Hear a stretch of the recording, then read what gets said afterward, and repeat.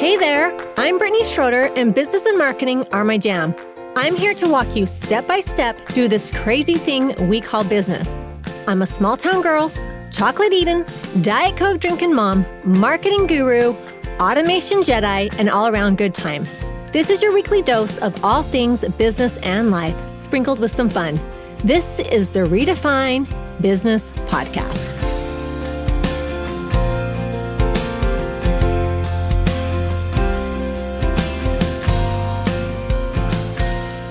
Welcome to another episode of Redefine Business Podcast. I am excited for my guest today. I feel like we are long lost friends because we did a podcast swap. So here we are again. So welcome, Lindsay Fletcher of Lindsay Fletcher Consulting. Welcome to the podcast, Lindsay. Thank you so much, Brittany. I told my listeners this. Your podcast episode has not aired at the time of this recording, but on that, I have followed you for years. And I made the connection after we recorded the episode for my podcast that I've been following you since I had a little bitty, tiny little photography business. And I didn't put that together until after our podcast after we had recorded for my show. So, oh, that's crazy. I know. And it's weird because especially if you've been an entrepreneur, it's like we kind of all run in these same circles, especially if you're like a creative and stuff. So it's so fun. And we're bummed because she lives in Texas where I used to live a couple of years ago. And we're like, bummer that we didn't connect in person when we were both like right there. So right. Yeah. We could have been BFFs in like everyday life. I know, totally. So, well, I'm excited, and I'm excited to talk about what we are going to chat about today, because I think that it's something that as entrepreneurs, we don't focus enough on. So let's jump into the topic. Lindsay, first of all, tell my listeners a little bit about yourself and who you are, and then let's just get into it. Sure. Perfect. Well, I'm Lindsay Fletcher. Hello, everyone. I am the host of How to Grow My Small Business, where I focus on sales, marketing, and from my perspective, and then I bring guests on to help with the other things that I'm not the expert in. So I'd love for you to check that out. But I'd love to talk about sales today because it's something that I think is missing in a lot of small businesses. We start our businesses and we have this passion, or we know that we can solve a problem. And then what? Then what do we do with it? So I'm excited to be here. Thank you for having me. I love it. Well, and I think sales is hard, especially for women, you know, and, and I agree with you because we were, before we hit record, we were talking about like marketing and sales are different. Yes. And, but even like, it's a huge part of it though, of like owning a business. And I think as entrepreneurs, a lot of time we spend all this time like redefining our product or service, and we don't spend enough time with the marketing and the selling. And that's where a lot of businesses really struggle. Yes. So sales is the one thing we all have in common, no matter what industry we're in. We are selling something, whether it's a product, a service, ourselves. We're all in sales. Actually, I believe everyone on the planet is in sales. If you have a toddler, you're selling broccoli. If you're a preacher, you're selling Jesus. If you are a plumber, you're selling plumbing services. So, I believe we're all in sales, but especially those of us who are in business, we are in sales. You are in sales. Yeah, for sure. So let's talk about it. Like, What is the difference between marketing and sales? Sure. So marketing brings you people. So marketing is what builds awareness of your brand. It piques people's interest, and it ultimately drives people to either calling you, sending you a DM, or emailing you. However you communicate with your customers, that's once they have engaged with you in some way, they are then out of your marketing pipeline and into your sales pipeline. They're now aware you exist. They maybe think you can solve a problem for them, or they're interested in what you have to offer. And then once they've engaged with you, they are now in your sales funnel, not your marketing funnel. Mm-hmm. Yeah. And I think that's where people are like, then how do you sell? Like where do we go from there? How do we sell? Yeah. So I think the biggest thing, and it's kind of a lost art, especially in this social media digital era, of having a conversation. And what I mean by that is just getting really curious about our customers and not jumping to pitching what we have to sell, what we make money off of too early, because we all tend to kind of jump to, hey, I've got this thing and I want you to have it, right? And we know it can solve problems, but does it solve that person's problem? Once they've reached out to you, getting curious about what's going on in their world, why did they reach out to you? How did they find you? What problems do they have? And then saying, yeah, I think I'd be a great fit for you, or actually, I can't solve your problem, and building trust that way. So it's about really getting curious and having a conversation back and forth rather than just jumping to pitching what we've got. Well, and if you've ever looked into or studied anything on selling, there's two types of psychology. There is the heart and the head. Some people buy on and purchase with emotion, and other people buy and purchase with their head, like analytics and stuff. Women tend to be a little bit more emotional. Men tend to be a little bit more numbers based. And so it really is figuring out how to sell to them, how to speak to them. Right. You know? Right. Yeah. And I'm glad you brought that up, because I actually did a workshop, an in-person workshop here in the Houston area recently, where we talked about how 95 to 100% of our decisions have emotion involved. We're feeling something and we're making the decision with that feeling. Only about 5%, if you look into this, some go up to 15. So 5 to 15% of our decisions have logic involved. So the majority of the decisions we're making are emotionally based. And then we end up logically then justifying the purchase, right? So we buy something because we want it, because it sounds cool, because we have this feeling about it. And then we say, oh, those AirPods are good for my business. I can connect to my computer with those AirPods, or I can use my Stanley Cup in my, if it's in my cup holder, right? We logically explain why we've made the purchase, but initially we were feeling something. Well, and I think too, as far as selling, one of the kind of, I guess, a practice or a way to do it is we create this avatar, right? And everybody's heard of that, the avatar, your ideal client. But one of the things I think where we kind of struggle with the sales part of, sometimes your avatar, you can have that avatar in your head, but sometimes the avatar is at a different place in their journey. And that's where the selling kind of gets tricky. You know what I mean? Because and I think it's like marketing. Well, you just kind of have to test. You kind of have to just test, tweak, fail, tweak, whatever it is. But it really is learning how to talk to your audience. And I think that's where people really struggle. Yeah. And I actually have a podcast episode on this. I think I have two, actually. I think it's podcast episode number 3 and number 41. I'll double check that for you. But in buyer psychology, you'll hear it termed different things. Some use colors, some use DISC, DISC, some use animal names. But there are basically four different types of buyers, and understanding what types of information they need to make the purchase. It's not about our personality. It's not our Enneagram or, any of those types of things. It's really how we make decisions to buy into anything we can purchase. And I don't just mean with dollars, right? It's how we buy into religion or faith or, a way of thinking or figuring out we don't want to think that way, right?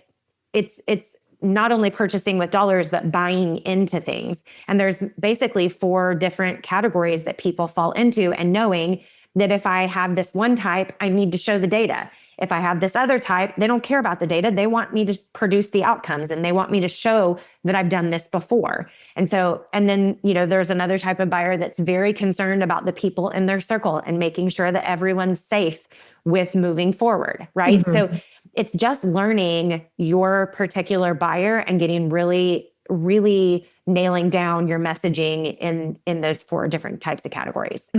So do you recommend, for example, I have an avatar, and it is, for me, it's an entrepreneur who's in their business. They don't have systems. They don't have automations. That's who I'm trying to sell to. But it's also people can be in different places in their journey. We can have this beginning person who really doesn't know even that much about business. And that's one person. Another one can be somebody who has a business where they are successful, but they just are a mess. They're a hot mess because there's not enough hours in the day. So do you recommend doing both, speaking to both? Like if we're talking like content, are some days I'm speaking to the new entrepreneur and some days I'm speaking to the seasoned entrepreneur? Like, how do you do that? I think that's really fine as long as you're clear on who it is you're speaking to, right? If you start becoming ambiguous and it feels like from the listener's perspective or the person that you're marketing to's perspective, if you are really broadly stroking, and making these very wide statements, people don't know that you're talking to them, because I may be a seasoned entrepreneur and you're talking to all business owners and I'm thinking, I don't know that she can solve my problem. But if you're talking to a new business, you're talking to someone that's a new entrepreneur and I'm a new entrepreneur, and you say, hey, if you're new to this is how I can help you. Then I'm going, hey, I'm new to this. Mm-hmm. She can help me, right? Mm-hmm. So it's being specific enough that someone on the other end goes, oh, she's talking to me. Mm-hmm. Yeah. In your marketing, right? Yeah. Yeah.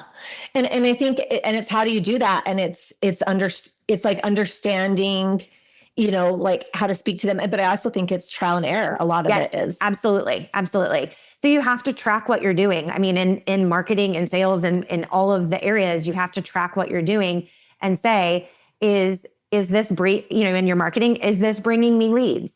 And then in your sales part of it, okay, I just had this conversation. How did that go? And how can I make that better for the next time if I didn't close the sale, or I closed the sale, what went well? Let's do that again. Mm-hmm. Let's ask those questions again. It's like you, Brittany, in your automations. Let's rinse and repeat. Let's find a system that works, mm-hmm. and let's do it again and again and again. Yeah. Yeah. That's so good. So give us like some tips, like sure. What are like some helpful tips when selling? So I would say don't pitch too fast. Ask some questions, really understand what their problems are and understand whether you can actually help them. We cannot and will not serve everyone. We're not meant to serve everyone in the world, right? Like you help entrepreneurs who need automation. I help entrepreneurs who need to learn how to sell. We are not serving the same, we're not doing the same things. I'm not serving some of the people you're serving. You're not serving some of the people I'm serving, right?